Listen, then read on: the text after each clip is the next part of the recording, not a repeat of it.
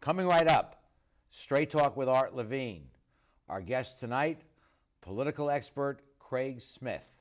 Opinions expressed in the following program do not necessarily reflect the views of Charter Communications nor its sponsors. We recognize our obligation to present opposing points of view by responsible spokespersons. For information, please contact the director of program. She stands in the face of evil and will not lose hope or faith. America, the land of freedom, is still the home of the brave. So raise the banner, call no glory. Let us join our fellow man. History will write the story. America will always stand.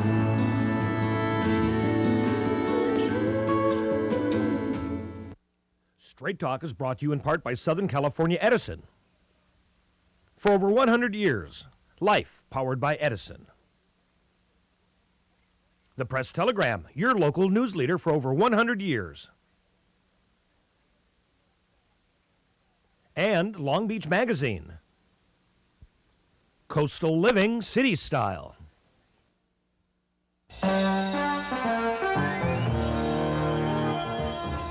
Join us for tonight's edition of Straight Talk. And now your host, Art Levine. Good evening and welcome to Straight Talk. We have a great show for you tonight. Our guest for the entire show is political expert Craig Smith, also the director of the Center for First Amendment Studies here at CSULB. Craig, welcome back to Straight Talk. Good to be here again. We have a lot to talk about tonight. Let's start with the national political scene. Yeah. How do you call it? What do you see? I think that there is such a wave of discontent, and the Republicans have tapped into it by just saying no, that they are going to retake the House. They will make substantial gains in the Senate, but I don't think it'll be enough to turn the Senate back over to the Republicans. The country is dissatisfied with the direction that the Obama administration is heading.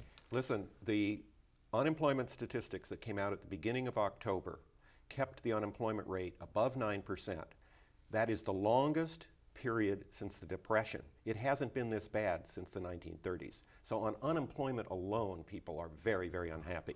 When you add into that we're in two wars that are now unpopular, when you add into that a health care reform passed that a lot of people didn't like, you got big trouble.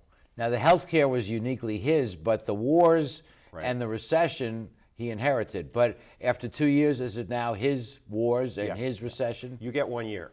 You have 1 And year. then it's all yours after that. And he promised in his campaign to end these wars rather quickly. If you look at his campaign rhetoric, and he got in and he followed the same scenario that the Bush administration had put in place in Iraq, and he increased the number of troops that we have in Afghanistan. So people who don't like those wars are very unhappy with him, and that happens to be his base. Sarah Palin, quite a phenomenon. Well, Sarah Palin has tapped into something. I mean, there is this movement, the Tea Party movement across the country. And the Tea Party movement has been smart enough, for the most part, to stay out of social issues. It's more of a libertarian movement. They want to cut the deficit, they want to lower taxes, and since she was nominated for vice president, she's become the poster girl for them.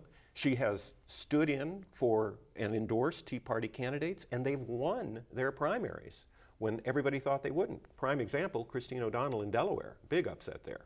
So Sarah Palin is riding this wave, I think, back into another candidacy. What's the future for the Tea Party? Where does it go? Is it become third party? Does it fold into the Republican Party? What's its future? Well, it's a question of whether it folds into the Republican Party or the Republican Party folds into it. We had this with the populist movement back in the 1890s, where the populists took over the Democratic Party and nominated William Jennings Bryan. The Tea Party group could take over the Republican Party because they turn out, they're enthusiastic.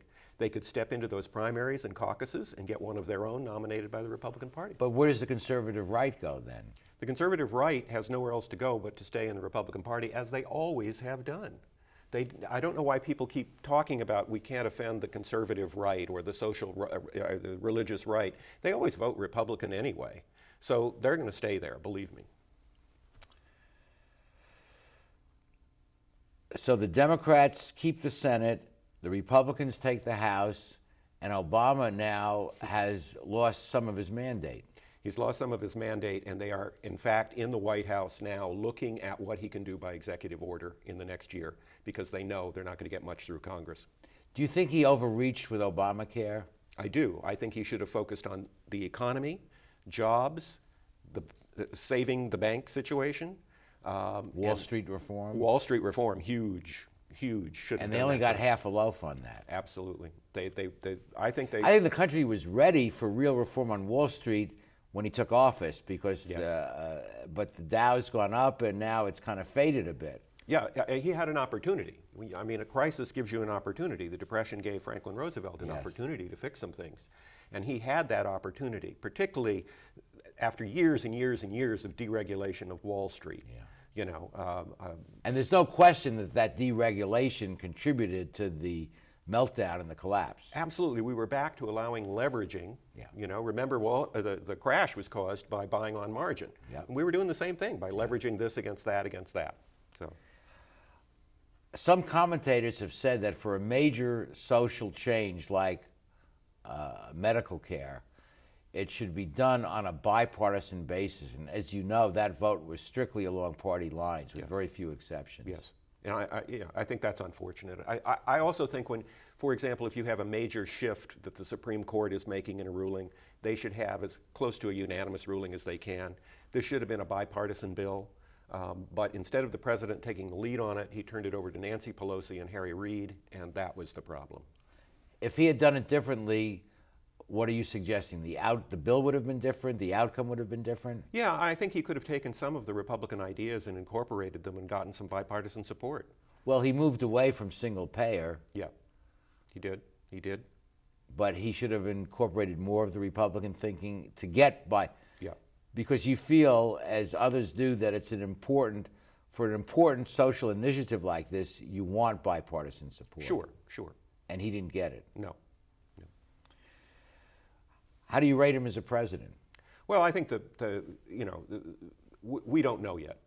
You've got to give more time than he's had, frankly, as a historian and as someone who writes about political persuasion. I think he needs more time. I think Clinton stumbled in his first 2 years. They had to redo his staff. He changed leadership, just as Obama's doing. Reagan stumbled in his first 2 years. We had a recession that was pretty bad all the way through 1982. So let's see what happens after. So these next 2 years could be stronger and better for Obama. They could, yeah. And he's lost his chief of staff, Rahm Emanuel, who's running for mayor of Chicago. Right. And they were pretty joined at the hip there. Well, they were good cop, bad cop, and now he doesn't have a bad cop. He's got an invisible cop, but that's all right. We'll see how that all comes down. Okay, in our next segment, we'll be talking about the state of California, the statewide races, and also some of the ballot propositions. If you're confused about the ballot propositions, get a paper and a pencil, and we'll give you our recommendations for 4 or 5 of them. We'll be right back.